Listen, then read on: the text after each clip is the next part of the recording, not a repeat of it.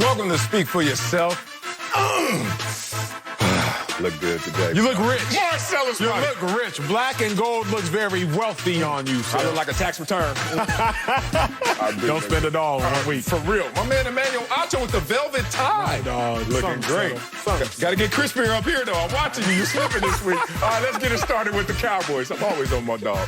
They came into Sunday's game on a 4-game losing streak, but they snapped that with an upset over the Vikings. Andy Dalton threw 3 touchdowns in his return to the lineup, and Ezekiel Elliott had his first 100-yard rushing game of the season. Go, Zeke. Cowboys are now 3-7, are in a 3-way tie for second place in the NFC East. After the game, Zeke said, quote, "We never thought we were out of it." So, Acho, did the Cowboys prove they're the best team in the NFC East? Oh, my dog. Yes, they did, in fact. Slow down. Say that again. Yes, they did, in fact. It did, because, Sel, you know me. I'm not up here pushing takes just for the sake of pushing them. Again, I played for the Philadelphia Eagles. Y'all know that. You know that. I know that. We all get that by now. But I'm not so nonsensical that I can't call a spade a spade. I'm not going to sit up here and lie to y'all. That's real. We said this. I said this. You said this months ago. We said that this Cowboys team has all the potential in the world. Yep. We said that they have all the players that they need, and I, in fact, said that this might be a better team than they were with Andy Dalton, than they were with Dak Prescott. I said that. You're going but back. In case y'all weren't watching on October 12th, I will remind you all exactly what it was that I said. Please, take it away. The Cowboys team will actually be better than it was with Dak Prescott. Their individuals will be worse, yes, but their team collectively is harder and harder to defend.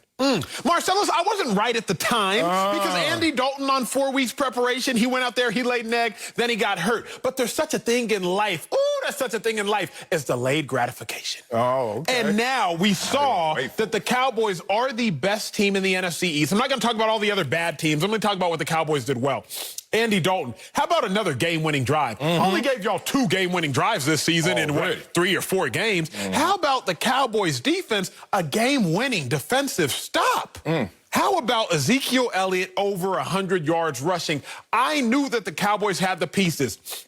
Have the best receiving core in the National Football League. I've been saying that since the summer. Have Ezekiel Elliott a phenomenal. Well, we question how good he was at running back. We know he has the potential to be great, but you have Zeke, and now you have a quarterback who, at least for one day, played as though he is a great conduit for the other pieces. Yes, playing like that, they're the best team in the NFC East, period.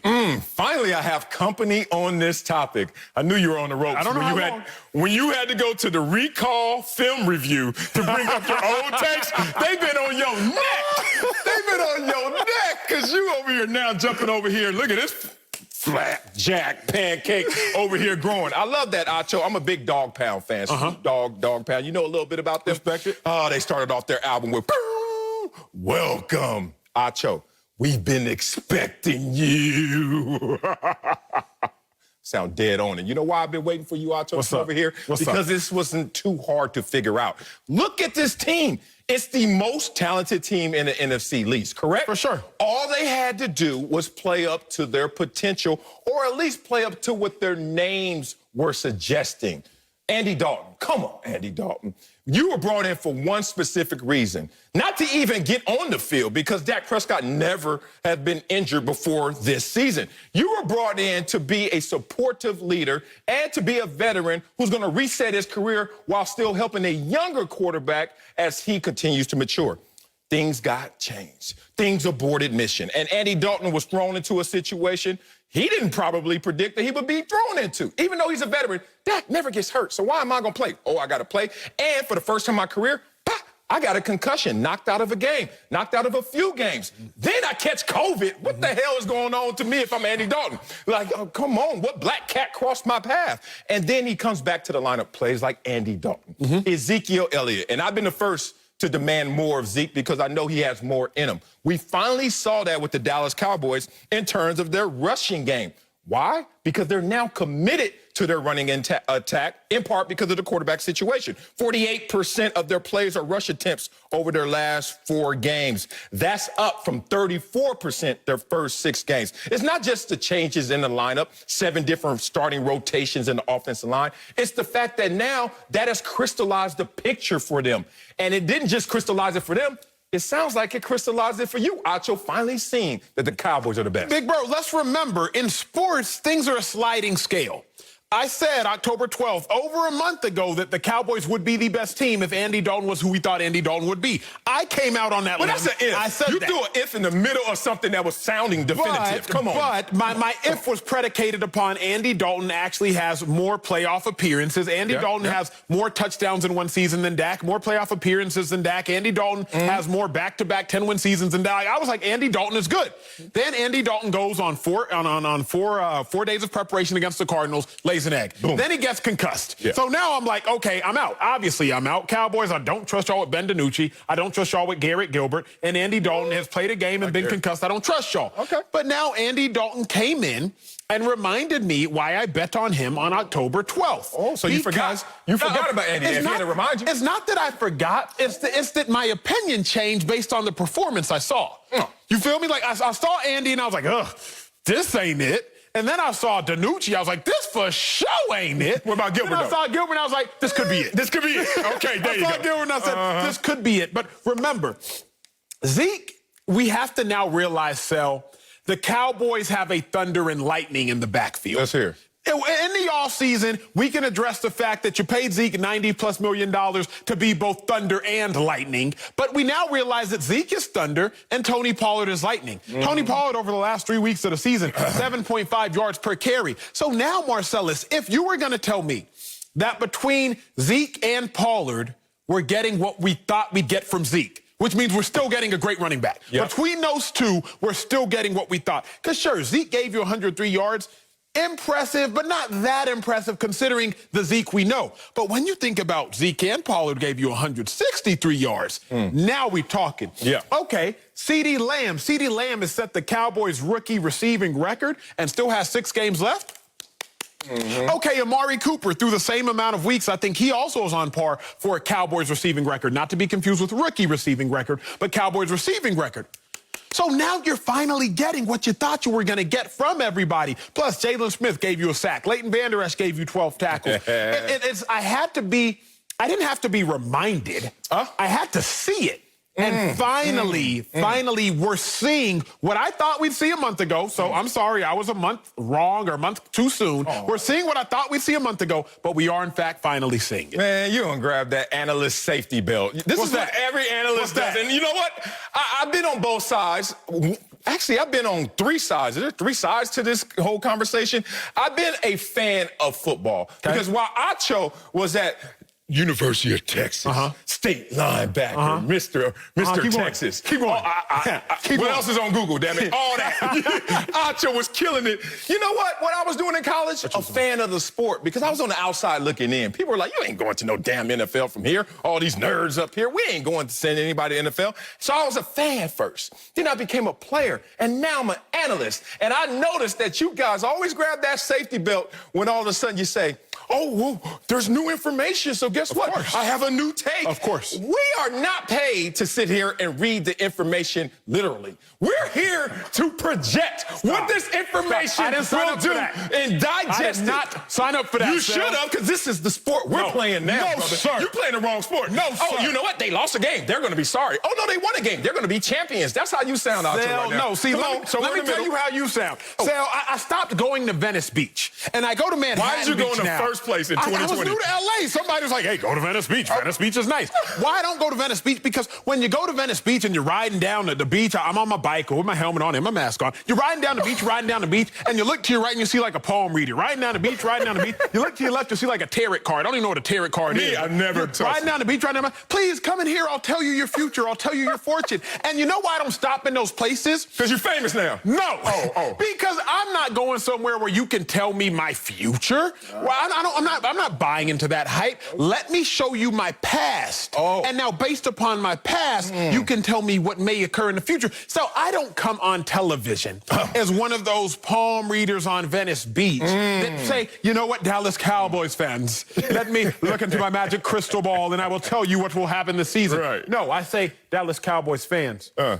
Let me look at the history of Andy Dalton. Let me look at the history of Ezekiel Elliott. Let me look at CeeDee Lamb, who I saw at OU and studied him carefully. Let me look at Amari Cooper. And based on that, I can give you an educated guess on what might occur. I gave Cowboys fans an educated guess on what might occur. Andy Dalton is a competent quarterback. Y'all will be a better team with Andy Dalton than you were with Dak. A team running the football, passing the football. And because you're running the football, the defense is more well-rested. So now you can play better defense. Okay. But that didn't happen. Andy Dalton got hurt. Damn. So I had to change my opinion, sir, and that's all I am. That was a response. All that was supposed to be is a little quick blurt. Like, you ain't have to give me all the Venice Beach escapades, because you know I got you on the ropes like these people had you on the ropes. By the way, what did they tell you about Carson Wentz when you're riding down with your beach mask and your helmet on? Because it sounds like you don't look at body of work when it comes to Carson Wentz, but when it comes to Andy Dalton and the Cowboys, body of work comes into play.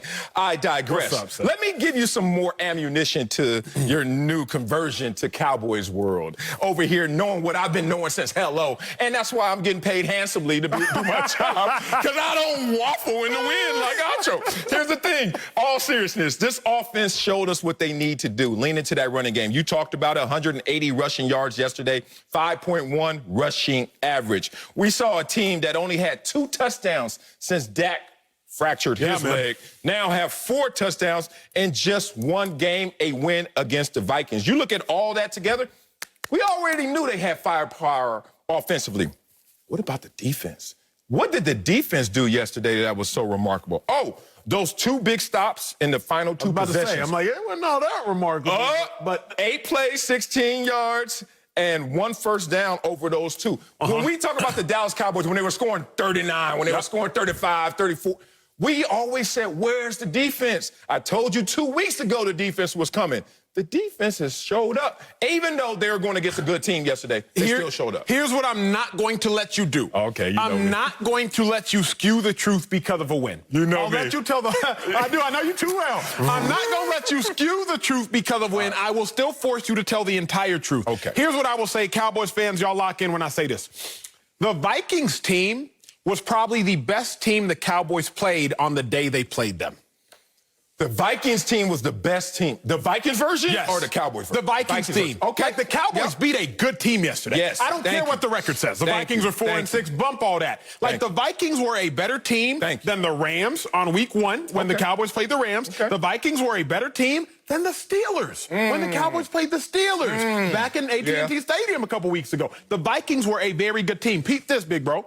Kirk Cousins threw for 3 touchdowns. Adam Thielen went over 100 yards. Dalvin Cook went over 100 yards. So I'm not going to say the Cowboys on defense played lights out, but they played good enough to win. Now, remember, Justin Jefferson, probably the best rookie receiver. He dropped that pass, game on the line, quick crossing route, could have been something. Could have been 15, 20-yard gain. Now you're in field goal position, and you better believe Dan Bailey, former Cowboys kicker, now Vikings kicker, would have loved a chance to tie the game to send it into overtime. So I'm not going to act like the Cowboys defense played lights out, but you don't have to in football all the time. Now we're getting there. You don't have to. No. The Chiefs, they won an ugly game yesterday. I'm worried a little bit. We'll talk about that here in a second. Cliffhanger. But the Chiefs won an ugly game yesterday. You don't have to play lights out in football. You have to find a way to win. Cowboys found a way to win. I'm giving the Cowboys their respect, but I will not act like all their defensive woes are fixed. Kirk Cousins probably played his best game of the season against the Cowboys. Adam Thielen went crazy. Dalvin Cook still went crazy. Yeah, but look at the Cowboys right now. You can say all of that in totality. You're still not fully convinced about the Cowboys. Nobody should be. But they have the second easiest remaining schedule, so that's going to help them fix some of their issues that they have going forward. That said, I love your point about everything doesn't have to work for you still to succeed. I think in a microcosm, I learned that from playing sports, from playing football, play to play. Like, it's weird to say this, but it's not weird to feel this. You don't have to give 100% or be 100% all the time. Imagine I come out there, I'm lined up, I'm in my 9 technique, I'm looking at, I see trips, bunch, I say, oh, this looks like a tendency for them to either do a crack or reverse. Bam, they don't do the crack. They're doing the reverse. My mind triggers, Marcellus, are you really going to catch that wide receiver as he's running behind the quarterback already on the other side? So then I kick into a different mode. I kick into maybe not 100% hustle, but make sure he doesn't break away and I take the proper angle. It just seems like everything is falling into the Dallas Cowboys' lap in terms of this division. Injury to Andy Dalton when he first comes out there. He gets a chance to reset, learn it from the sidelines, also come back healthy. Zeke, all this pressure mountain. I'm never going to fumble. You fumbled twice as soon as you said that. I'm going to take over the team since that going. No, you didn't. And finally, it just seems like it's happening right now. 6 games remaining. Look like the Cowboys are going to strike gold right when they need to. Coming up at the top of the hour, the Browns won their 2nd straight. We'll tell you a Baker Mayfield squad are legit contenders in the AFC. But first, the Chiefs got some revenge on the Raiders last night. But we'll tell you if we're concerned about the defending champs next. Plus more Acho Venice Beach stories on Welcome back to Speak for Yourself. The Chiefs were looking for some revenge last night against the only team that had beaten them in a year. The Raiders were up by 3 late in the 4th quarter. Then it was Patrick Mahomes' time. Mahomes' time. The former MVP led KC on a 7-play drive that ended with a go-ahead touchdown pass to Travis Kelce to seal the Chiefs' 5th straight win. So, Acho, are you concerned with the Chiefs despite their win over the Raiders? Big dog, you know me, man. You know if there's something for me to be concerned about, I'm going to be concerned. Every word. Resident pessimist. Your boy is a worrier. That's why I got these little forehead lines in my head. I'm always worried. Yes. I am concerned, but this concern is actually merited. This concern is warrant-based. We always talk about if someone throws a best punch at you, do you get knocked out? Or do you kind of shrug it off like, you know what, I'm cool, I'm good. Yeah. So after Travis Kelce, all-pro tight end for the Chiefs, came on our show last week and told us there is extra motivation for this game against the Raiders because the Raiders beat them earlier in the season, I was like, these Chiefs about to demolish the Raiders. I'm thinking 45-14. Andy Reid gonna run it up. He didn't like how the Raiders celebrated last time. Bus around the Chiefs stand. I'm thinking Chiefs about to kill these boys. I look into the game. The Chiefs is down by 3. Chiefs are down by like 5, excuse me, I think 3 or 5, whatever it is. With like 3 minutes left. I'm sitting here, I'm like, wait, what? What is going on? The Raiders are actually dominant. This is not a fluke. I'm worried about the Chiefs for a few reasons. The Chiefs played a great game, if you want to look at it, a great game in perspective. Travis Kelce, over 100 yards. Tyreek Hill, over 100 yards. Pat Mahomes still made some amazing plays, still made some amazing throws. Did he get picked? Sure, but still did his thing. And the Chiefs barely won. So if you throw your best punch in a fight, you better hope you knock him out. Knock him out. And the Chiefs threw their best punch against the Raiders and barely won. They still won. It's the game of football. You win or you lose. They did win. But they threw their best punch, and the Raiders were like, that's it? We good. That is why I'm a little bit worried after watching that game last night. Interesting that you find worry in that, because if you want to use your boxing analogy, I don't have any concerns. Why? Because I know there's more than one way for you to win a boxing match. Let's just stay there. I think right now you had a little too much emphasis on the knockout punch. Like they came into this Chiefs versus Raiders. The Raiders caught them slipping the first time. I was wrong about you, Chiefs. You're not who I thought you were. No. I can't question the Chiefs. They're the Super Bowl champions. This is Acho thinking right here. Okay, you know what? Y'all motivated now. You guys have been corrected. You're going to go out there and throw the knockout punch. But you can also win a boxing match on a scorecard. Not pretty. But if you look at the scorecard and reassess this Raiders team, you start to realize, they throw punches. And it's not just a knockout blow. I think they caught the Chiefs slipping the first time because they didn't respect their firepower. I think you do now when you look at them in terms of the head-to-heads. And Derek Carr has 6 touchdowns, only 2 interceptions, and a 123 rating, all numbers that are better than Patrick Mahomes. You start to realize that, and they said it during the broadcast, if you take Derek Carr and his abilities and put Chucky's brain inside of that as a quarterback guru, you might have something. Don't forget, he used to have the quarterback school and the college quarterbacks and all the prospects. Don't forget what he did with Rich Gannon and other quarterbacks. This is Chucky, man. This dude's a quarterback whisperer. And I'm starting to see that materialize with this team, believing in their leader in Derek Carr. So when you look at a game like this, all of a sudden you see the Raiders playing against the Chiefs team. And the Chiefs are sitting there like, oh, we really got to earn our keep. We have to earn our title. We're not going out there trying to repeat this year as much as trying to put some hay in the barn so we can be champions once again. There's a slight difference. When you walk in thinking you're the champions who's trying to repeat, you do what you did in game one. This game, they were on full reset and realized John Gruden is not playing with this bunch. That's why they have so many great wins. I think you don't really respect the Raiders more so than you have concern about the Chiefs. There might be something. Well, now I for sure respect the Raiders. There might be something to you, though. But let me tell you why I think you are wrong. Oh, sure, in a boxing match, you can win by the scorecard or you can win by TKO. Sure. Free. But if you fighting Tyson wasn't going to win on the scorecard. We ain't going that long. You're not going that long. You getting knocked out. Right. The Chiefs are Tyson. What do I mean by that? Let me tell y'all some of the scores the Chiefs has won by this season. 34-20, that's double digits. 34-20 again against the Ravens, that's double digits. 26-10 against the Patriots, that's double digits. 43-16, that's a lot of digits. 35-9, that's a lot of digits. Like, the Chiefs knock boys out. Yes. Period. They don't sit here and, okay, let's just dance around and go 12 rounds and hopefully at the end they'll raise up my fist and I'll win by. No, the Chiefs knock boys out. But when you play against the Raiders, ain't no knockouts here, Coach. And if I am a Chiefs fan and I am a Patrick Mahomes fan, I'm looking like, yo, this isn't a team that typically wins by decision. Not to mention, when you got a guy like Derek Carr, he's actually out-dueling Patrick Mahomes. And again, y'all look at the full screen. Let's talk about the Chiefs' nemesis. Let's talk about the Chiefs' kryptonite thus far. And their two matchups, Derek Carr, completion percentage, it's higher. Passing yards per attempt, it's higher.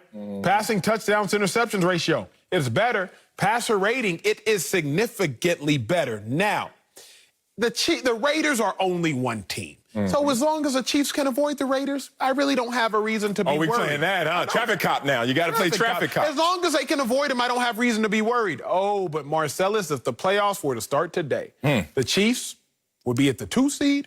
The Raiders, I believe, would be matched up at the 5, meeting the Chiefs in the beginning, something along those lines. I know if the playoffs were to start today, they would have to see each other first. You got problems. Don't get me on record with this new playoff scene, but one gets to all, so 2 gets 6. Yeah. So they do the math. You went to Columbia. You do the math. I'm going to just tell you what happens. Okay? Harvard dude would tell you who won the Super Bowl this year already, so I digress. Let me talk about this. You have too many concerns, and some are merit-based, some are warrant-based by numbers, but none of them are really adequate to this conversation because you're not respecting fully the Raiders and fully the Chiefs. Let's talk about the Chiefs, first of all. They don't get swept by their divisional opponents. They don't. Still haven't got swept since 2014. Isn't that before Patrick Mahomes? Oh, yes, it is. You know why? Because even with Andy Reid's like, look, Patrick Mahomes, tremendous quarterback. Maybe the best ever when he's said and done, all said and done. But I'm Andy Reid. We don't do this. We're going to put out an offense. What do the Chiefs have right now? The highest scoring offense in the NFL. What do they have? The second fewest giveaways. So not only are we going to score more points than all of you guys, but we're going to keep the ball. We're going to be pretty stingy. We're not going to sit there and just allow you guys to play yourself in the game because of our miscues. They have a point per game differential of 10.7, highest under Andy Reid. What I'm trying to say is they're playing a different style of football, complementary football. Punches, counter punches, jabs. I understand. You get mad at this transition to Mike Tyson. Man, you didn't knock him out in 20 seconds. Boo. But you got to have patience with this team because they're trying to make sure they have a plan B going forward. Plan A is coming to light you up lethal style. Plan B is to throw the counter punches, which they're doing. So let's talk about that because this is actually the best analogy that one can draw is this boxing analogy. If the Chiefs are a heavyweight to try to knock you out, that's what they did. Yep. They have, I believe, 5 or 6 wins by 14 points or more this season. We know they knock you out. So how can you beat someone who's known to throw a knockout punch? Make them go longer rounds. Make them go longer rounds. Right. That's what the Raiders did yesterday. Let me tell you why. Statistically, Chiefs average 5 X plays a game. X plays, y'all watching the show, an X play is a play of 20 yards or more. The Chiefs literally knock you out. They don't want to have super long drives. They want to have plays of 20 yards or more. They average 5 a game. Against the Raiders, they only had 2. Remember, one of them was the Chiefs' game-winning touchdown pass. Had one throughout the first 58 minutes of play, and then they had one more to end up winning the game. The Raiders, based on yesterday's game plan, kind of figured out the template. Wait a second. Y'all Chiefs, y'all go for the knockout blow. Not only are we not going to let you knock us out, we gonna throw some haymakers of our own. Real talk. And when you step into the ring and you fighting a dude who got a strong right, what happens if you hit them with a strong right? Derek Carr. Derek Carr threw for over 300 yards in the first game, 275 yards last game again, if I'm not mistaken. What happens if you got somebody who is trying to beat you at your own game? I think the Raiders are doing a great job of undermining the Chiefs, which makes me worried. I'm not worried about the Chiefs versus a lot of teams. Yeah, you think? But versus, remember, I thought the Chiefs were going to go undefeated all season. I was like, oh, they're going to run a whole table. But against these Raiders, big bro, I'm worried. I'm concerned for several reasons. Okay, so the worry has now narrowed its focus to just one team in particular. Are we going to say, obviously, the undefeated Pittsburgh Steelers coming to the conversation? Well, for me, big bro, for football, it's about matchups. It's not just about like, oh, well, this team is. I think the Raiders actually match up probably better than the Steelers. But again, interdivisional, you see an opponent more, you know the opponent better. Yeah. I'll talk about this more later, but I really like the Browns. But I think the Steelers own the Browns because they win the fight of the minds. Before you ever beat somebody on the field, have you already beat them in their head? That is a huge. That's why sorry teams stay sorry. Because sorry teams don't realize they can win. Yeah. So they almost have to realize, wait a second, we're not sorry anymore. Even after you get the talent, now you got to get the confidence. That's the difference between great college players and bad college players. Yeah. So many dudes come to college 5 stars, 4 stars. I ain't know about that. But it had Texas, it does. It happens. Yes. But then you see a dude come in as a 5-star and he's sorry. Crumbs. And what happened? It's not that he lost his ability. It's that he lost his confidence. So when I look at this Chiefs team and who they're playing, the Raiders, they not worried about the Chiefs. And if you're not scared of them, now you really got a shot. Yeah, and that's why I'm peppering you with these questions. I actually have you on my therapist's couch right now as I'm your therapist. Because I've learned that if you want to move someone, let them move themselves. And I'm letting you move yourself so you can do the work, so you can feel proud of your movement. So now all of a sudden you can I'm not paying him. I don't know You're certainly not paying him. I ain't paying you nothing after this. But it's funny, you're moving, and you're moving where I want you to move.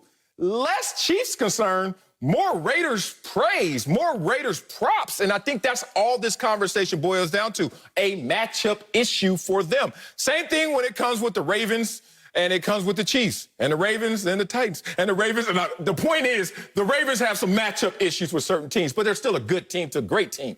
And you look at this Chiefs team, obviously they're a great team. They've won 5 straight. Only 2 other teams out there can even claim that, and the Steelers are one of them. So, look, this is a team that knows where they are. 7 games over 30 points. What did they score yesterday? 35 points. They know what they're going to do. They just going to mail in 30, 35, and then see if you could keep pace. I'm not upset at the complexion of the win for the Chiefs because they just found who their nemesis is. Kind of like you and me. Acho versus me, myself, and I. It's always going to be a dog fight. All right, we have huge news from yesterday's free-to-play. Super 6 contest. Huge news. 8 players win a perfect 6 for 6 with their picks and split Terry Bradshaw's $1 million. The Colts beating the Packers by 3 in overtime sealed the deal. Congratulations to all 8 winners. Dang. What do you divide? You got to divide $1 million by 6. By 6. Carry to 2. That's about 175,000. No. If I beat him, I should have got the Columbia degree. And I think I'm right. I'm still doing that math, so I'll go on the commercial break and give you the answer. Your next chance to win Terry's money will be on Thursday for the Thanksgiving showdown between the Cowboys and Washington. Download the Fox Super 6 app and make your picks for free before that game kicks off for your chance to win big. And for top stories, scores, and more, go to the Fox Sports app. Coming up, Doug Peterson says benching Carson Wentz will send the wrong message. We'll tell you if the season will be over with a quarterback switch next. Speak for yourself. Welcome back to Speak for Yourself. The Eagles dropped their 2nd straight game Sunday, and once again, it seems to fall all on Carson Wentz. Philly's quarterback increased his league lead with 2 more interceptions, including a pick 6. After the game, Doug Peterson stuck by Wentz, saying, quote, "No questions about it. He's our starter." Take a listen to his explanation. Look, I think if you get to that spot, whether you don't start him or you bench, I think you're sending a wrong message to your football team that the season's over, and that's a bad message. I don't trust anybody that starts a statement off with, look. All right, so Acho, would the Eagles be signaling the season's over by benching Carson Wentz? Don't say look. I don't trust. Witness. Right. Bro, they would be signaling that it's over, but it's because it would, in fact, be over. Why in the world would you bench Carson Wentz before going into the toughest 3-4 game stretch of the season? Think about who they got to play, big bro. It does not make sense. Marcellus, here's what you don't understand. I guess you still think that this is Alabama or Oklahoma, and you can just bring in Jalen Hurts against Georgia in the SEC championship game, and he'll save the day. Or you can just bring in Tua against Georgia in the national championship game, and he'll save the day. That's not how it works, okay? Yeah. This isn't Kansas. This isn't Kansas State. This isn't Vanderbilt. Okay, you better play Seahawks. You got to play the Cardinals. Like, you better Saints. You got to play some dogs coming up. This is not what you want to do. If you were to bring in Carson right now, you wouldn't just be signaling that the season is over. You would be actually confirming that the season is, in fact, over. So, no, it doesn't make sense to do that. I'm glad Doug Peterson is coming out at the beginning of his post-game pressers and making it unequivocally clear exactly where he stands. Bringing in Jalen Hurts before playing the Seahawks, Packers, Saints, and Cardinals is not only ruining the Eagles, but it would probably also ruin Jalen Hurts. I totally disagree with that. Let me just say in general, why do you bring in Jalen Hurts? Because it can't get worse at that position in terms of quarterback play. Being real, 31st in passer rating, can't get worse. 32 teams. Hey, man, look, you know how much room there is above 31 versus how much is below 31? Like 1-2 dudes. You like include some dude who just came off the bench. 31st, 32nd in completion percentage. That means if Acho was right there, no one would throw the ball worse than me if I'm Carson Wentz. And someone told me to correct myself when I talk about Carson Wentz and call him by his correct name. Carson Lentz, because there ain't no W in his name. All L's. It's interesting looking at Carson Lentz. This dude is tripping.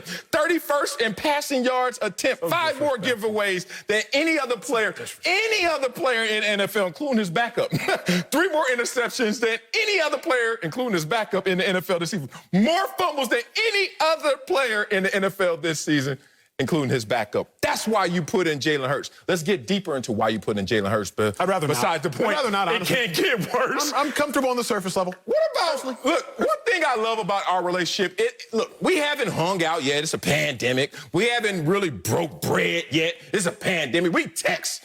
And on text, I'll be looking at the phone like, why are you texting me all the time? But then I respond, and you think we cool. That's the point. Here's the thing. If I'm in this situation, I need accountability. That's one thing I love about you. I can count on Acho. He's going to show up. He's going to show up prepared. He's going to say it with his chest, and he's going to come every single day. Despite having 1,000 other things going on, you're accountable.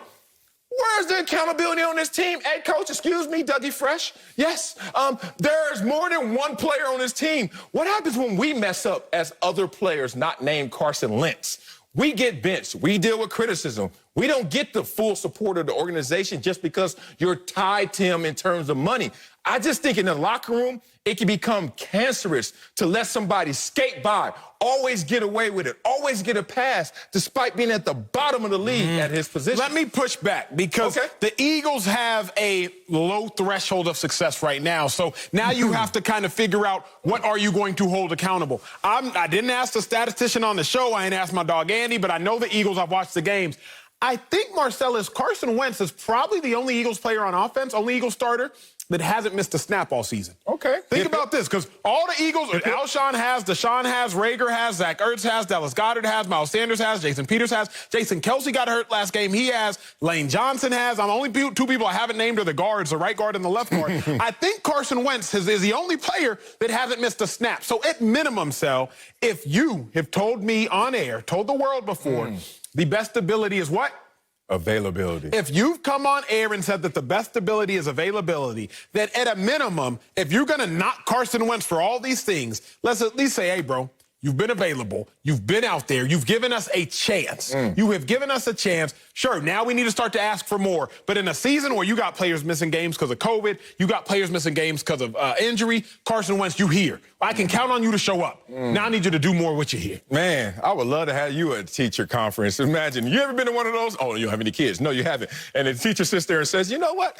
Imagine this. Oh, your son, he comes to class every day. He's sitting there. He's studious. Oh, he's great. He's just dumb as hell. He gets F's on everything. But he shows up every day. So you know what? What shall we we do with him? But Sel, let me go here real quick. What the hell? Hey, look, sometimes the bar is low. I'm going to be honest. At the University of Texas, That's called the floor. Columbia. It's not a bar that's low. It's the floor. At the University of Texas, wasn't Columbia. Here's what our academic counselors would early on say. I apologize, academic counselors. I'm putting your business on blast. If y'all show up and sit in the front row, what's the worst thing that can happen? Yeah, that's real. That's everywhere. That's like, true. if you show up and just sit in the front row, that you care. At a minimum, you'll have a chance to pass the class. Carson Wentz has showed up. Carson Wentz has sat in the front row. And at a minimum, sure, the minimum is only 3 games, but they're leading the division with a chance to pass the class. Well, let's bring in Bucky Brooks, because he showed up today. Yes. As NFL analyst. Bucky, should the Eagles be signaling the season is over? Or would they be signaling it's over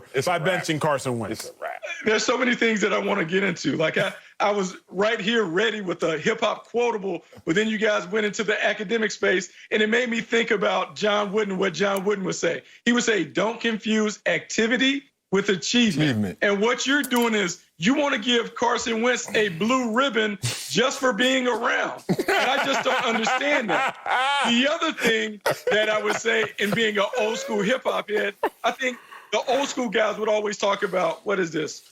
Word is bond. And so when you're the head coach and you stand in front of the room and you talk about, we're going to play the best players and everyone needs to compete and don't worry about the numbers. If you're the guy that does all the things that we want to see, you will get an opportunity to get on the field. But then when we turn off the lights and we turn on the film and we're looking at number 11, give the ball away week after week after week after week and fail to complete passes at a consistent rate. But yet, every time we call out the ones, he runs out and goes into the huddle. It's no longer your bond. And so I understand the financial implications. But at some point, when you're Doug Peterson and you're standing in front of the group, your words have to match up with your deeds. And if you continue to let Carson Wentz skate, you run the danger of losing the team because you're treating 52 players one way and one player a completely different way. Yeah, it's interesting you bring that up. I got to stay in this lane right here because if I'm sitting in that locker room, I understand why you got to say all the right things supporting Carson Wentz. I understand why you're going to continue to put him out there as our starting quarterback because you're tied to him because of the money. But in certain situations, you can be penny wise, but pound foolish. And in this situation, it's penny wise to try and get your return of investment into who Carson Wentz is. But the problem is everybody else sitting there like, this is foolish that you really think that he's our leader with this level of production, that he's really... Let me get off that track. Let's talk about that level of production, because we saw yesterday him give up, 8-9 points yesterday, pick 6. One of his sacks was a safety end zone, so now we see him in that situation. But I want you guys all to take a collective breath and listen to this nugget. This is insane. This is how much Carson Wentz has regressed. His average quarterback rating last year, average, just like a normal day for Carson Wentz, was 93. That is higher than every single game he's played this year. I'm going to repeat that. His average last year is higher than every single game he's played this year. 10 games this brother has been last year better than what he's been this year. How do you explain that to the entire team, or at least have the audacity to go to the media, unless you want to look like Acha with that sad face? Come on. Every year is different. Bucky, every year is different. What I love about this show, and let me talk to my dogs. Okay. What I love about this show is we get to talk to athletes for us, by us. Y'all remember FUBU? For us, by us. And all that. There's 4 athletes by athletes. No, and what y'all remember, in the game of football in the NFL, you got 16 games. And your coach will say every 4-game stretch is like a quarter. And so the 16 games divvied up into 4 different games, you're playing 4 quarters if you talk about it as the entirety of the season. Okay. The Eagles have currently played 10 games. So if you simply do the math, the Eagles are halfway through the 3rd quarter of the season. They're halfway through the 3rd quarter of the season, and they are currently winning the game. They're winning the NFC East. At a minimum, if you say every team has 3 wins, at a minimum, they're tied halfway through the 3rd quarter. On a micro scale, if your quarterback had you winning the game halfway through the 3rd quarter or tied halfway through the 3rd quarter of a game of 4 quarters, you would never bench him. So now let's go macro. The Eagles, after 10 games, are winning the NFC East. If you don't want to say they're winning, then say they're tied. It makes no sense to bench a guy who has you winning or tied through 3.5 quarters of play, or 2.5 quarters of play. So here's the thing, because we always talk about it being a quarterback-driven league. And so, Acho, you're right. We're talking about the NFC East, and the Eagles are right there. Everyone has 3 wins. But let's just do this exercise. Let's just go through and look at the quarterbacks that are currently playing in the NFC East, and let's just figure out where Carson Wentz will stack up. I have Daniel Jones, I have Alex Smith, and I have Andy Dalton. And in good faith, I can't say that I would take Carson Wentz over any of those guys right now based on the way that he's playing. And just to think, Dak Prescott isn't even playing. And the fact that I've been on this show so many times defending Dak Prescott's honor, every time you talk about Carson Wentz, you should apologize to Dak Prescott to even think that they're in the same breath, same conversation. It's ridiculous to me. And so for Carson Wentz to be the highest paid quarterback of all the guys that are in the division, yet to perform as if he is the worst of them all. I'm just mad that I'm in my office and I've been locked down and I can't get out because I've used all the props. I used spray. I've talked about it. I've done everything else. I don't have anything else to really embody what Carson Wentz is besides a bad quarterback who is struggling mightily. What do y'all want? Let me put it like this. No, let me put it like this, Sal. Look at the 3 teams that have benched their quarterbacks while their quarterbacks were healthy. Mitch Trubisky, he got benched for Nick Foles. Did that work out for the Bears? Because they're currently trying to bench Nick Foles. Everybody's crying out. Ryan Fitzpatrick, he got benched for Tua. Oh, yeah, they won 3 games. But then Tua just got benched yesterday in the middle of the game while he was healthy. Dwayne Haskins, he got benched very early on. But then Kyle Allen, they were calling for his head, and then he got hurt, got a concussion. Then Alex Smith, thankfully, kudos to him, he won a game. But when you bench healthy quarterbacks, it's not like the grass is greener on the other side. What did the wise philosopher Justin Bieber say? The grass is greener where you water it. It's not greener on the other. Big Sean said it too. I think Big Sean said it too. Ain't no damn lyric. What the hell? Everybody know that, duh. Unless you ain't been in a relationship before. Here's the thing about it. I look at this situation simply. Acho's tripping. I wish I had a deeper analysis of the situation, but Acho is really tripping. He just came on here and finally gave the Cowboys their fair due. I convinced him to give the Raiders some more praise instead of concern against the Chiefs. But on this Carson Wentz, I'm sorry, I digress. Carson Wentz conversation, this dude just doesn't know which way is up. So the same way he confuses activity for achievement, he also confuses outcome for performance. And see, Acho, this is why I know you've never been sitting there with your coach, with the capologist, with the owner and the GM, and they's like, look, we about to give you all this money. But you know what this is based on? Not the outcome of our team, but your individual performance. And that's how you get paid in the league. You don't get paid because, hey, we won 11 games. You remember that? 2017? You get paid because what you did to contribute to the overall outcome. And what is he doing? He's not contributing. He's undermining it. Look at this in this year, because I told you about the regression from last year to this year. How about week 1? How many points did they score? 17. Okay, that was the lowest for them all year until week 10 comes. And then they play against the Giants. And what do they score again, Acho? 17. Oh, week 11. What happened last week? What happened just yesterday against Cleveland? How many points they score again, Acho? 17. The point is they're at their season low in terms of offensive production. You can excuse week 1 because we had no offseason and a limited compromised training camp. But now we're back to where we started, and the quarterback is playing the worst in the NFL. Bucky, can you help him out? Because I've run out of explanations to make him see clarity in this situation. I don't know. I just think Acho is one of those guys who likes to stay in bad relationships, and right now he's locked in. Like, I don't know, maybe it's the secret sauce or something that Carson Wentz does that keeps him around. But right now, I just think he needs to move on, dog. There's other fish out there. Gentlemen, as a resident single, I clearly am not the one who likes to stay in bad relationships. But what I will say is this. Carson Wentz has got the Eagles in a hole, and Carson Wentz is the only person that can get... Nope. I see his rhythm. He tried to go to commercial. Hell no. My mama told me, I want you to educate... Let me go to break, my mama told me, let him educate and entertain. entertain them. But right now, it's time to go back to class. Put up this full screen about Carson Wentz. Look how bad this dude is, because I was trying to make it seem like he's going through a slump in his third quarter, his assessment. Would you give up on him? Weren't we done? Are we not done beating up Carson Wentz? After this, look at this. Colvin, send us to break. You have the authority, right? Top Roll the bar, keys. career. All of this says is, I'm going to go through every category. Carson Wentz is a bum. Look at all of those categories. He is not a winner when it comes to winning records against teams. Teams above 500, opponents that make the playoffs, non-divisional opponents, and postseason. Who fed you these stats? Oh, man. I was about to take us reality. to smooth. Reality fed me those stats. Now, this is what you wanted to do. Coming up, Taysom Hill won his first game as a starting quarterback. Hip, hip, hooray! We'll tell you if it proves Sean Peyton made the right decision. Next, Acho. What are you doing? Welcome back to Speak for Yourself. Sean Payton surprised a lot of people when he chose Taysom Hill to start for the first time at quarterback over Jameis Winston. Well, yesterday Taysom Hill didn't throw a touchdown pass, but he did run for 2 TDs, and the Saints continued to roll without the injured quarterback Drew Brees for their 7th straight win. Bucky Brooks is back with us, but Marcellus, you up first. Did the Saints win prove that Sean Payton made the right decision starting Taysom Hill? Yes, it did.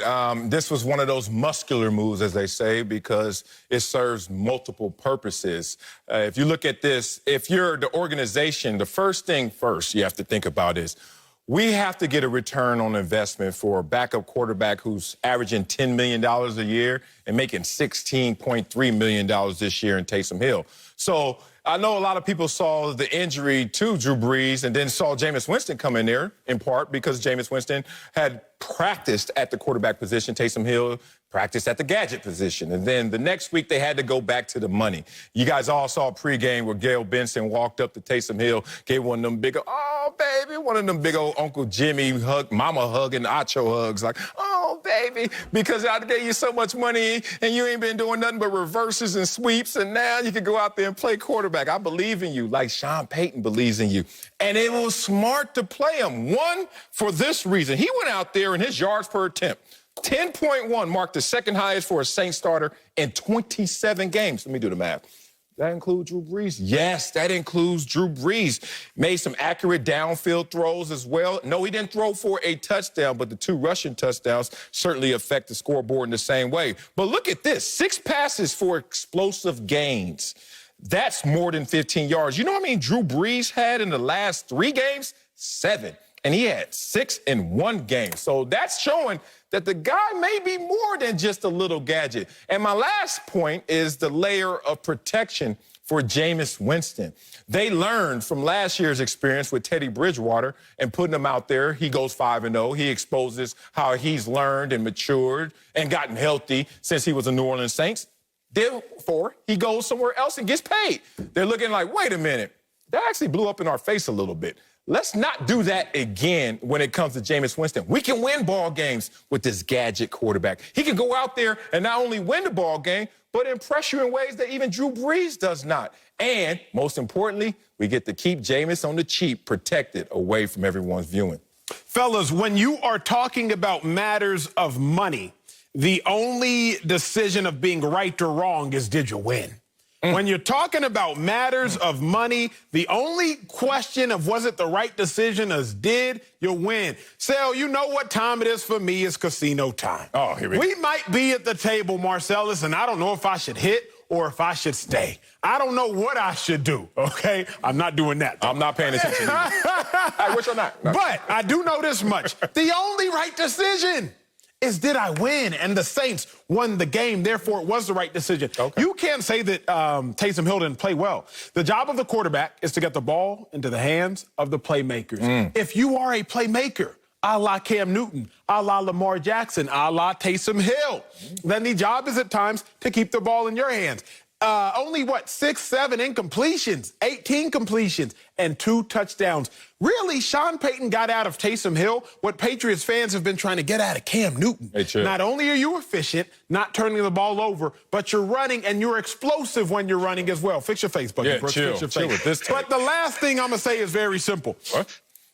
You can win with Taysom Hill because of how lights out your defense is playing. You ain't got to be marvelous. You don't. And the Saints' last 3 games held opponents to 3 points, 13 points, and 9 points. Taysom, don't turn the ball over. Make a couple plays. Don't make every play. Just make a couple plays. We going to be all right. Sean Payton did make the right decision, and he proved to make the right decision. There you go. You know, like, that's these days. I don't know why you threw Cam in there, because Cam isn't getting that same kind of support. But I'll stay to the topic with Taysom Hill. I'm going to be honest with you. I was one of the biggest detractors because I couldn't understand why they were making the move to go to Taysom Hill, because Jameis Winston was the guy that we saw go in the last game after Drew Brees got hurt. However, in making some phone calls, some people told me that Sean Payton has always believed that Taysom Hill was a guy, and he wanted the opportunity to prove it. And make no mistake, part of what he's been able to do with Drew Brees, it has kind of handcuffed him in terms of being able to show what we call a modern offense. The way of the world now in the NFL is all about the athletic quarterback, the quarterback that can execute, design quarterback runs, RPOs, read option game. He can also throw it from the pocket. Well, now we're seeing Taysom Hill give the Saints the opportunity to do that. We saw that offense look a little different. I also believe Josh Allen and Lamar Jackson's success has encouraged Sean Payton to look at, maybe I could do something with an athlete. Maybe I can add a few more pages to the playbook. And so what we saw was an expanded playbook for Taysom Hill. The trick will be, can he sustain it now that we have him on tape as a quarterback for an entire game? Can he continue to evolve as defenses begin to get comfortable dealing with him under center? Yeah, it's interesting that one exec goes on record and says the same reason why you protect Jameis Winston is the same reason why last year they didn't put Taysom Hill out there in quarterback situations. Instead, it was Teddy Bridgewater. They didn't start him because they wanted to protect him, keep him out of viewing. And that's the same thing happened with Jameis Winston this year. But people forget what Sean Payton has said on record and what he thinks of Taysom Hill. Think about it. He thinks he's the next Steve Young for real. Like Steve Young, Hall of Fame quarterback. He believes in that, and not only because of what we saw yesterday, the explosive plays, the yards per attempt that is greater than Drew Brees, but some are even whispering, hey, Drew Brees with 11 ribs damaged, 11. Maybe he won't get his job back. Who knows? Because if Taysom Hill continues to roll and continues, as I said in my first layer, the explosive plays, not just, okay, we got to be a well-oiled machine and stay on the tracks, but explosive plays, off-scripted plays. Like Taysom Hill won a game, he didn't even throw a touchdown. He just went out there and ran the offense efficiently and also had 2 rushing touchdowns. There's a lot of ammunition for a team that's looking for its successor truly going forward. But it sounds like if you really want to listen to it internally, they already believe in what they have in Taysom Hill.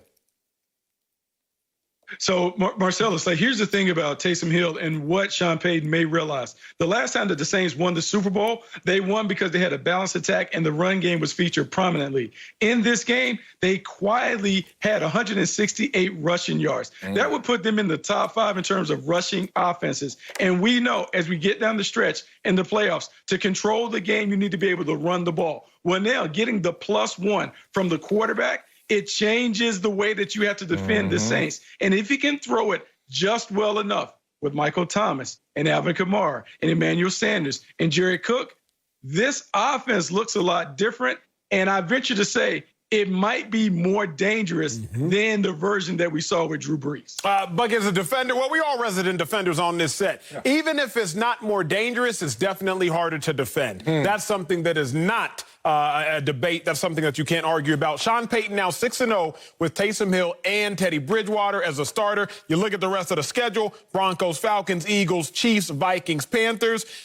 That looks very winnable with Taysom. I think we're going to have some debates coming up sooner than later. Well, coming up in our big story, the Browns, they are streaking in the right direction after Sunday's win. I'll tell you why they're a legit contender in the AFC. Y'all better not question these Browns.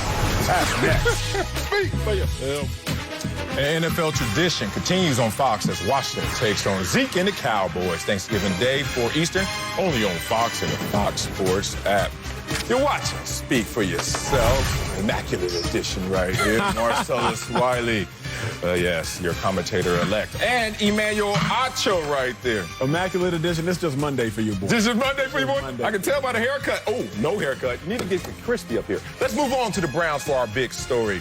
And Cleveland, your team, Acho, drafted you, paid you, do something for them. Found every way imaginable to beat the Eagles Sunday. They had a pick 6 on Carson Wentz and got over 100 rushing yards combined from Nick Chubb and Kareem Hunt. Baker Mayfield didn't throw a touchdown pass, but his Browns are now 7-3 and are currently in the AFC playoffs. Take a listen to Baker after the Browns' second straight win. We're worried about the singular focus. You know, a win is a win, and we'll take it no matter however we get there. We'll take it. So defense playing lights out. Us just might call it ugly, but Coach Stefanski called it beautiful after the game. You know, complimentary football is what we did to accomplish that win today. Bucky is back, but Acho, are the Browns legit contenders in the AFC? Fellas, y'all buckle up. Y'all buckle in. All right, I knew it. Bucky Brooks. The Browns are legit contenders, Marcellus. What does it take to win football games? Coaches always say this. Y'all are defenders. Y'all know this better than anybody. A good quarterback. Listening, etc. A good quarterback. It does take that. But you got to do 3 things. Got to be able to stop the run. Yeah. You have to be able to run the ball, and you have to win the turnover battle. Browns rank 3rd right now in rushing. Browns are 4th right now in turnover differential. And Browns are 8th right now in stopping the run. So based off just football 101, basic football principles of all level, Pee-wee to the NFL, how to win football games, the Browns do that very efficiently. Now I'm going to say some things that get a little complicated. When you're a contender, I think you have to be a contender for the dance. You got to be able to get to the AFC Championship game. You got to be able to do that. You got to be able to get to the NFC Championship game. That's what, to me, really makes you a contender. In the AFC, I understand that I have both recency bias and there's a little residual dominance. But I think that the Chiefs, I would slot as they are making it to the AFC Championship game, right? I'll slot the Chiefs. Outside of the Chiefs, and yes, I know about these Steelers. Remember, I said recency bias. I also said residual dominance. Outside of the Chiefs, I'm like, you know what? Browns could beat the Titans. Why not? Browns couldn't beat the Ravens. Browns couldn't beat the Bills. Browns couldn't beat the Colts? Like, is there any team that you're sitting there saying, man, the Browns really don't have a chance? Now, against the Steelers, I don't think the Browns have a chance. And I said this not because of talent. I say this because the Steelers have a mental stronghold over the Browns. But in the event the Browns can bob and weave the Steelers and avoid them in the playoffs, I do think they are contenders because outside of the Chiefs, who I have standing alone, I've already told y'all why, I think it is a dog-eat-dog world between all those other 5 or 6 teams in the AFC, and I think the Browns should be in that conversation. Nope, they're not contenders, and you know it. That's why you took us on that long, wild, turning and twisting journey around the world. But you landed. But we landed. Yeah, we landed back exactly where we started. Nowhere. We ain't go anywhere, Acho. What the hell are you talking about? Even Baker Mayfield doesn't believe they're contenders. You know why? I heard him right there in that sound clip. You guys heard him. Hey, a win is a win. You know who says that? People who are along for the ride that didn't do jack. Only people come, a win is a win. That means don't look at me. Look at us. We won. But I'm going to look at you, Baker Mayfield, because that's what I paid to do. And I'm looking at Baker Mayfield and these Browns. Oh, they have 1 win against a team with a winning record? Say what? What you talking about? The Indy game. Oh, let's look deeper in that. Since Acho wants us to fly on his plane around the world, let's look deeper into that Indy win. Do I see a pick 6 by Phillip Rivers? Do I see a safety by Phillip Rivers, plays that he doesn't typically make? Carson, pick 6. Oh, I see it as well. So this is a team that only has 1 win to even put as a notch on it. What kind of belt is that with only 1 notch? Like, you got to stay that same weight, that same circumference for the rest of your life. This is the only way this team is going to do something. And Acho gives you this calculation. Well, if they avoid this team and become this seed, then maybe they have a chance, an outsider's chance. That's not a damn contender. That's a scared fool to walk home. And that's this team.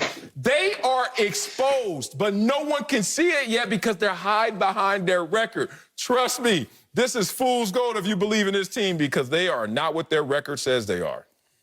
Oh, man, Marcellus, like, we've been so good. We had like a 2-week run where we were on the same side. But I got to go with Acho in this because I actually believe the Browns are contenders. My biggest influence when it comes to the way that I think about the game is Marty Schottenheimer. Ooh. Marty Schottenheimer is an original Cleveland Browns coach. He won 200 games in the National Football League. And all those things that Acho talked about in terms of how you win games, it still holds true. Run the ball. Stop the run. Talk about it. Don't turn it over. Sir. Take the ball away. You said but when I look at the Browns, that's what they do. This backfield that they had, it kind of reminds me of being a kid and playing Tecmo Bowl when they had Ernest Biner and Kevin Mack. When I look at Nick Chubb and Kareem Hunt, man, you talk about the best 1-2 punch in football. They're anchoring a running attack that you cannot slow down. And then this defense being able to create turnovers and get stops. Now, the elephant in the room, which will determine whether they're good enough to go to the Super Bowl, is certainly Baker Mayfield. But here's what they figured out about their quarterback.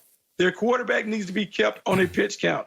In the 7 wins, he's averaging 26.2 pass attempts. That means let's be efficient. Let's throw the ball early. We're going to run it late. And even when we're not on our game, it gives us a chance to get the game into the fourth quarter. And if you have a 15-minute affair, that can go either way. So when I look at the AFC, the Cleveland Browns absolutely can get this done. The only team that I see as a prohibitive favorite would maybe be the Kansas City Chiefs. But everybody else, you got to deal with the dog pound. Wow. You know what? I didn't think, Bucky, you would fall victim to this. I understand why Acho has, because Acho just, he flies with the wind. Wherever it takes him, he's going to do it because, new information gives me a new take. That's Acho's position. But you, Bucky, I thought you could see better through all these issues. But looking at your glasses, I guess you can't see through these issues. And let me break this down and talk about these Cleveland Browns. If you guys have been paying close attention, it's been some inclement weather back there in Cleveland. Really bad, gushing winds,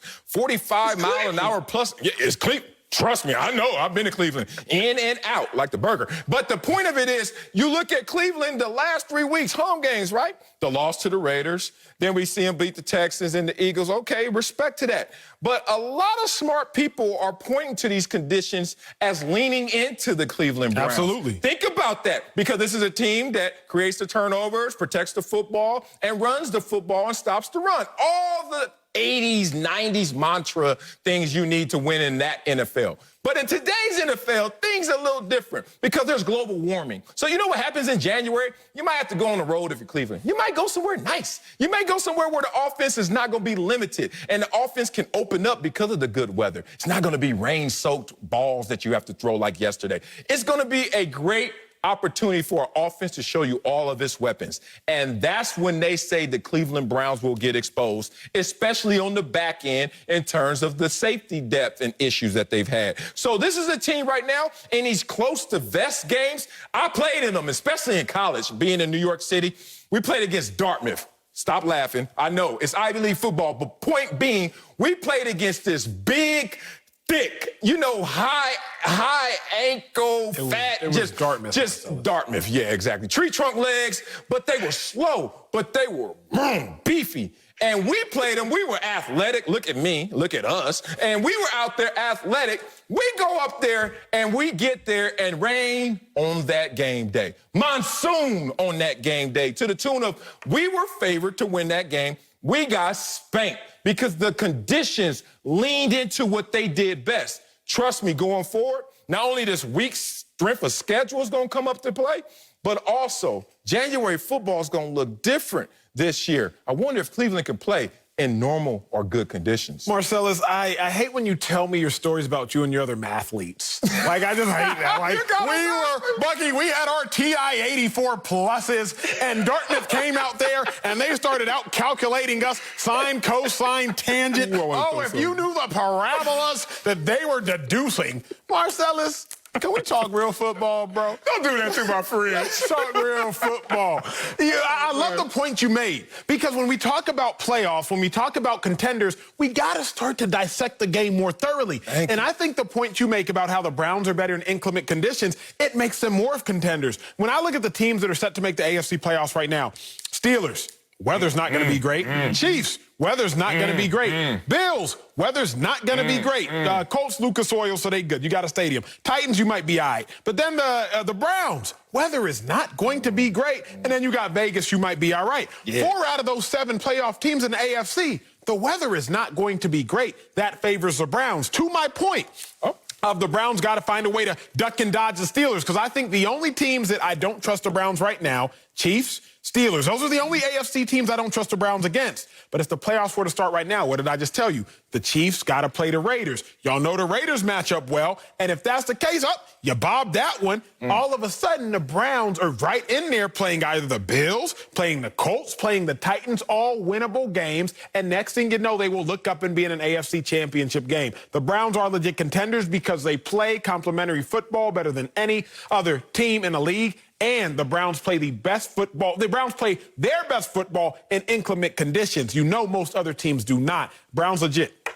You know, like, and this is also why I'm surprised, because Marcella says you talked about all those mathletes Joe was talking about that you play with. I think you would lean into the math in terms of the odds. Well, what you want to do is when you're building your team, you want to increase your odds of being able to win. So the way that you do that is you build a weather-proof team. So because they lean on the running game and they lean on the defense, those things travel. Those things aren't adversely affected if the weather is bad or if it's a nice sunny day, because you always can play that style. And a season ago, because I want us to go back, because we talk about being affected by recency bias. We saw the Tennessee Titans go to the AFC Championship game. This was a team that we didn't think was universally celebrated as the best team in the AFC. But what they did is they leaned into their superpowers, which was the running game, a quarterback being efficient, defense making timely stops. And that's how they put themselves really on the door of going to the Super Bowl. When I look at the Browns, because they figured out who they are and they're playing to their identity, this gives them a chance to really make a legitimate run for the Super Bowl. It doesn't look pretty, but it's effective, and it's one of the reasons why I'm not pinning them in, but I'm penciling them in deep into the tournament. Yeah, interesting. I still don't understand where y'all so stubborn and staying on that side, when you got to understand it's one thing to lean into the fact that, hey, we're built for all weather. When really all you're saying is we're really built for bad weather. But what happens when you play against another team that's good in bad weather? Like the Chiefs come to mind. Like teams can play well at home in inclement weather. And it's interesting, I'm looking at this team. I see their 4x4 tires. I see their snow chains. Great. But where do Pirelli tires at? Like, what happens when you get into a shootout and you need 30 plus and you don't trust Baker Mayfield? Here's the problem. Hand the ball off all you want, but you know every single offensive coordinator and the coach in the world, when you down 2 scores, start throwing that thing. Damn it, we don't throw the football. So we're going to have to lean into our running game, something that caught Baltimore by surprise in that Tennessee game last year in the playoffs. I just look at the next 3 weeks, or next few weeks, 3 more games, I should say, really would tell me all I need to know. Then I will listen to you guys. They play Tennessee, they play Baltimore, and they got the Steelers. You do something in those games, you got me. But just beating Indy when they having pick sixes and safeties against you, that's your only win of credit? That's not enough for me looking forward for this team. Coming up, Tua was replaced yesterday, but he's still the starter. We'll tell you if we have an issue with Brian Flores' musical chairs at quarterback. Next, speak for yourself. Welcome back to Speak for Yourself. Tua struggled big time in his 4th start yesterday. He only threw for 83 yards, and he was sacked 6 times. Now, Tua wasn't injured, but head coach Brian Flores benched him for Ryan Fitzpatrick, down 20-10 early in the 4th. The Dolphins went on to lose when Fitzpatrick was intercepted in the end zone with just over a minute left. After the game, Flores said Tua will remain the starter next week. Make it make sense, please. Bucky Brooks is still with us. But Marcellus, do you have an issue with how Brian Flores has managed his quarterbacks this season? I do have an issue with this one. Not so much when you talk about Ryan Fitzpatrick and his benching. It was inevitable. He knew it. Ryan Fitzpatrick knew his role.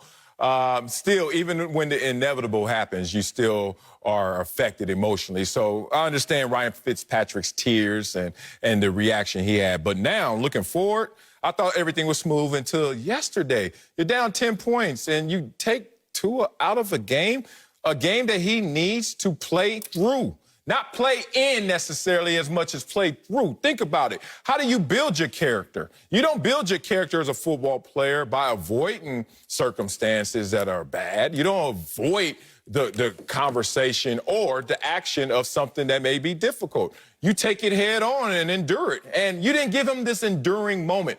and you still lost the game. So here's the thing. He didn't get the lesson and the learn from that moment, and you still had the same fate that you were trying to change. It's weird. The Brian Flores is in a position where he needs to take a lesson from Doug Peterson. Doug Peterson is sticking by his quarterback no matter what Carson Wentz does.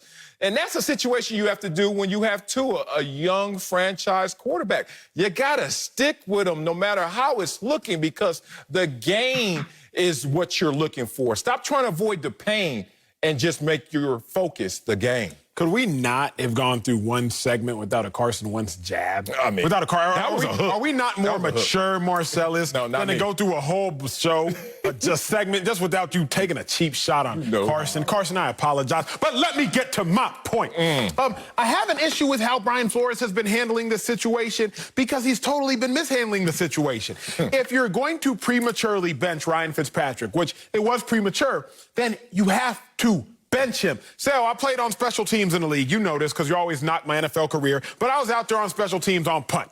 And when you were on punt team. Yeah, I was there. Punt alert. Punt alert. When you're on punt team, you can cut block a rusher, right? That means go low, take his legs out. But my coach would always tell me, he'd say, Acho, if you're going to cut him, cut him. Yeah, I used to hear that. Because if you're going to cut him, you better make sure you get him down, because if he gets back up, it's going to be a problem. Flores, if you gonna bench him, bench him. If you're gonna bench Ryan Fitzpatrick, this isn't one of those, okay, I'll bench you now, but I'll bring you back in. Tua when you struggle. Tua, okay, you'll start now, you won't start later. You have to treat your quarterbacks differently. I like defensive-minded head coaches. Defensive-minded head coaches are usually more relatable to their players for whatever reason. But the problem is with defensive-minded head coaches, they don't always know how to manage their quarterbacks. You can look at Vic Fangio with the Broncos. You can look at Todd Bowles with the Jets. You can look at Gus Bradley when he was with the Jaguars. They don't always know how to manage the most important position on the field. Quarterback isn't a position where you can just, Tua, you're out. Fitzpatrick, you're in. Fitzpatrick, you're out. Tua, you're in. You have to be more diligent in doing that. Brian Flores has done a phenomenal job in Miami, done a phenomenal job emulating the Patriot way. But the Patriots always had that quarterback situation figured out. They had Tom Brady. Brian Flores, do not mess up this quarterback situation. So here's the thing. I don't want to be a hypocrite, so I'm going to have to take the other side, because if I talk about Carson Wentz, your guy, and I say, hey, Doug Peterson, you got to stand in front of the room and best players play, then if I'm Brian Flores, I got to say the same thing. And if I'm looking at Tua Tagovailoa, even though it pains me to say this, because typically you want your young quarterbacks to play through their mistakes, he also taught Tua a lesson. Tua, you cannot talk about the league not being hard yet, and then you go out there and put that performance on tape and not have some consequences to go for your actions. And so when you're not playing well, you come stand over here beside me. And so now you will pay greater attention to the preparation process so that you will perform the way that you're supposed to perform. And when I took this original tape, I forgot about the clip of Jarrett Stidham going in against the New York Jets a season ago to replace Tom Brady. And even though they were up, Jarrett Stidham threw a pick six. And what happened to Jarrett Stidham? Come here. Come over here. Get over here. You sit right beside me, because this is not what we do. And so if Brian Flores is being true to the Patriot way, which he learned, he is doing what he learned from Bill Belichick. And you don't play well, you come sit. That's what he let do. Bucky, this is a problem. I understand that you and Marcellus both missed this aspect of football because y'all played longer, but defensive guys miss this. I almost missed it.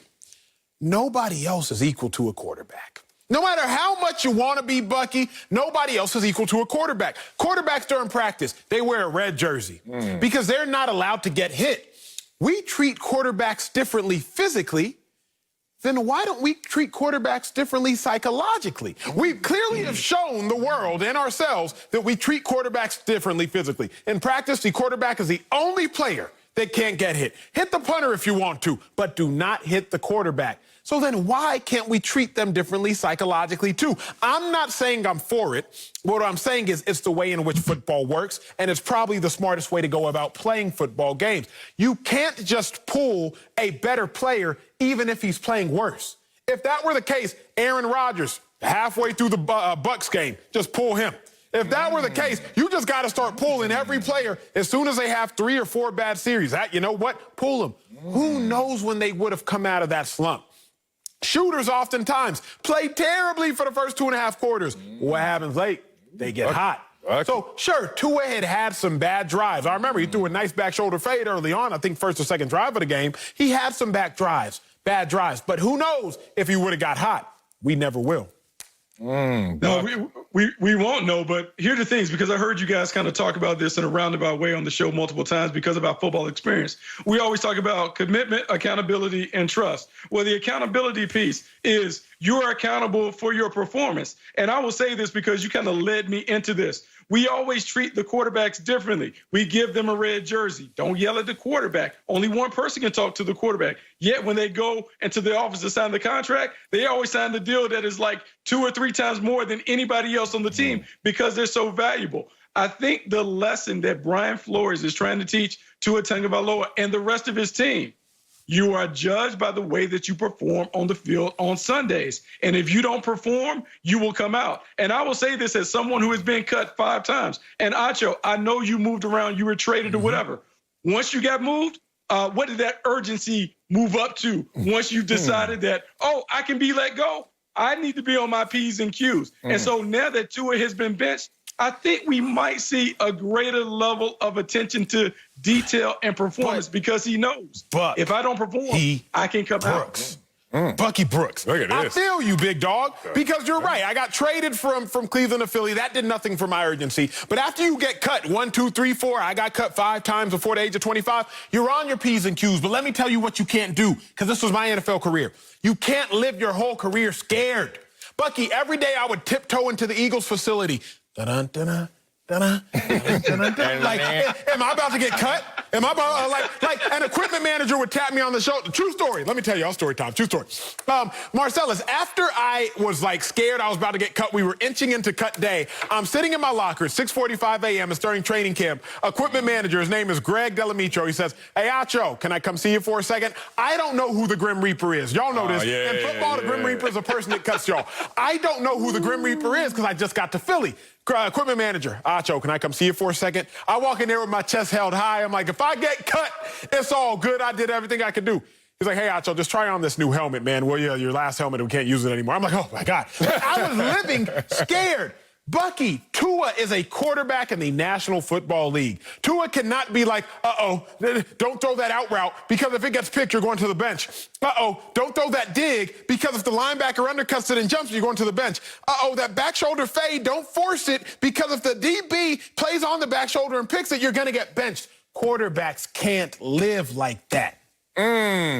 And ladies and gentlemen, that was the latest edition of Cut Wars. Acho and Brooks. Hey, that Grim Reaper come around in late August. Ain't nobody friends with that dude. That is real right there. Bucky is interesting. His take, he's not wrong. I just think I'm right in terms of when you come out in 1 week and say that the NFL's not as hard as I thought it was going to be.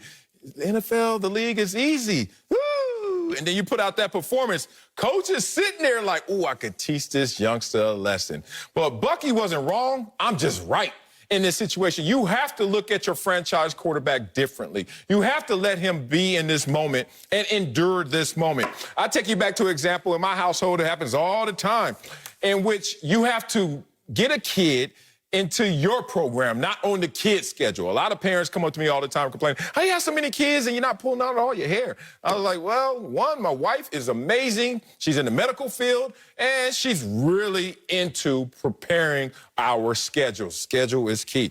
And what I learned from her is there are moments when you're like, okay, I have to teach this kid what is going on in this house. And in that moment, you let that kid know it's time to take a nap. The kid wants to hug. The kid wants mommy. The kid wants daddy, wants to kiss, want to play. Do all these things. Nope, you're going to sit here because it's nap time. That's the schedule. And you know what happens? Sometimes you got to let them cry it out, as they say as a parent. Let them cry it out. Look, Tua, you're out there looking a mess. Oh, you thought the league was easy? Oh, yeah. You thought it wasn't that tough and difficult? I want to see you out there, by your performance, cry this out. Sit your butt still in that locker room and then get your butt out there on that field and cry it out. But you're going to endure this pain so that we can see this game. Coming up, Lamar Jackson said it looked like the Titans wanted it more during Sunday's loss. We'll tell you if we're worried about the Ravens.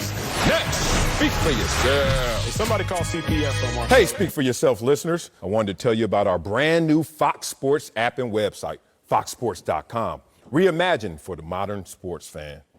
Go ahead, download the new app now. You don't even have to pause this episode. Every day on the new app and website, you'll see the top stories in sports, plus a rich world of written content, videos, social media, and analytics to give you a 360-degree view of the most important stories of the day. Streaming live TV has never been so easy or elegant. Every Fox Sports game, including all pregame and postgame shows, are just one click away. For the extra invested fan, we also go deep with real-time wagering lines, trending prop bets, win probability, and key player projections. So download the new Fox Sports app or visit www.foxsports.com. Welcome back to Speak for Yourself. The Ravens were up by 11 points in the third quarter, but gave up 14 straight to the Titans. Derrick Henry sealed Baltimore's fate with a game-winning touchdown run in overtime. Ravens have now lost 3 out of 4 and are in third place in the AFC North. Yup. After the game, Lamar Jackson questioned his team's effort. Take a listen. You know, that team, it looked like that team wanted it more than us. You know, they was playing physical. When we went up, I feel like, we just took our foot off the gas, but we just got to keep it going. Finish teams.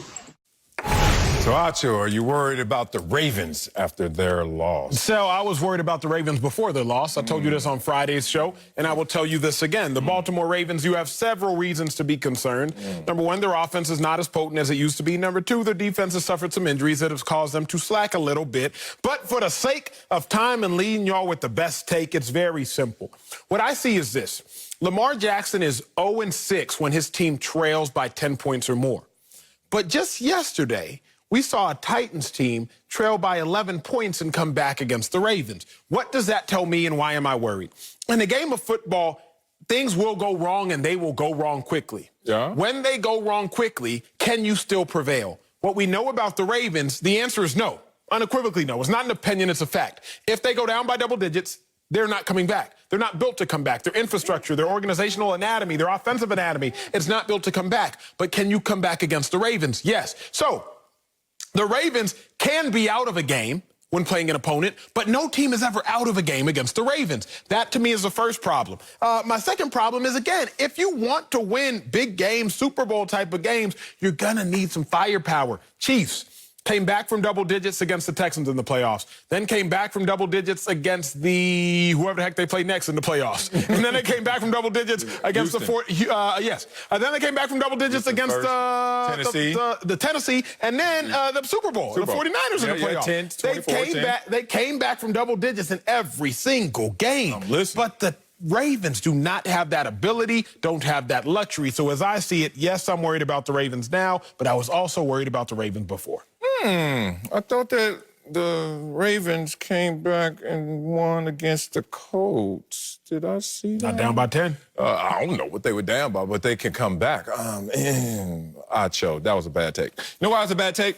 Because you got me up here in the beginning of our show worried about the Chiefs when they win, but now you got me worried about the Ravens when they lose, and they were up 11 against a team that went down to the wire with the perfect Pittsburgh Steelers and only lost to them by 3, the same Tennessee Titans. So which way is up, Acho? You worry about teams that winning, you worry about teams that losing, but they have a lead. This is a team that you're supposed to win when you have an 11-point lead, but you blame it on the offense. You blamed it on the offense. You say they don't have enough firepower. When all the analysts and execs, I have a quote right here, the Ravens did not play worth a damn defensively against Tennessee. But let's blame Lamar Jackson. Let's blame this offense once again. A 23-year-old. How dare you pick on such a young man who has so much accomplished and so much more to accomplish? What's happening out there, I'm not worried about with the Baltimore Ravens. I tell you why.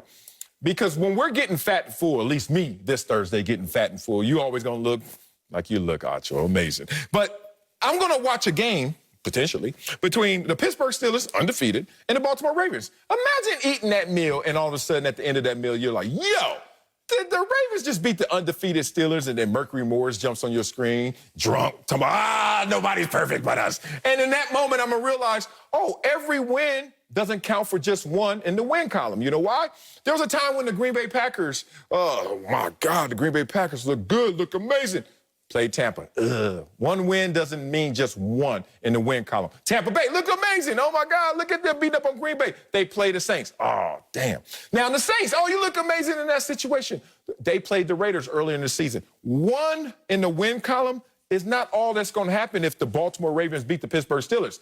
They're going to get on that train of momentum that they need. So the last time the Ravens have played meaningful opponents, their last 5 times in the last year, by meaningful I mean playoff caliber teams, legit bona fide teams, they are 1-4. You lost to the Titans last year in the playoffs. You lost to the Chiefs this year. You lost to the Steelers this year. You lost to the Titans again. You did beat the Colts. Kudos to you for beating the Colts. Kudos. I didn't even mention that loss to the Patriots. Sure. All I'm saying is, I was worried about this Ravens team now. It's time that you come on my side. You need to join. Never. Coming up, the Steelers are the only undefeated team in the NFL, but we'll tell you why they're still not getting enough respect.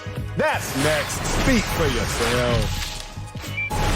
Welcome back to Speak for Yourself. The Steelers are a perfect 10-0 for the first time in franchise history after dominating the Jaguars on Sunday. Well, on the defensive side, they had 4 interceptions, while on offense, Ben Roethlisberger threw 2 touchdown passes and said after the game, quote, "We're not chasing perfection. We chasing Lombardis. I hear you, Big Ben."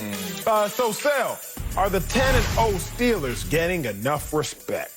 It's always tough for me to read the respectometer of the masses, but I think this is appropriate. Like, people think that they're good, but not great. And that's where I am with this team because, in part, looking at their schedule, looking at their wins, Giants, Broncos, Texans. Keep going. Eagles. Keep going. Go to the last 3. And then you got to skip over 3 where you're like, okay, I'm starting to believe in you. Yeah. Cleveland, Tennessee, and Baltimore. But then you go to Cowboys, Bengals, Jaguars, Wows.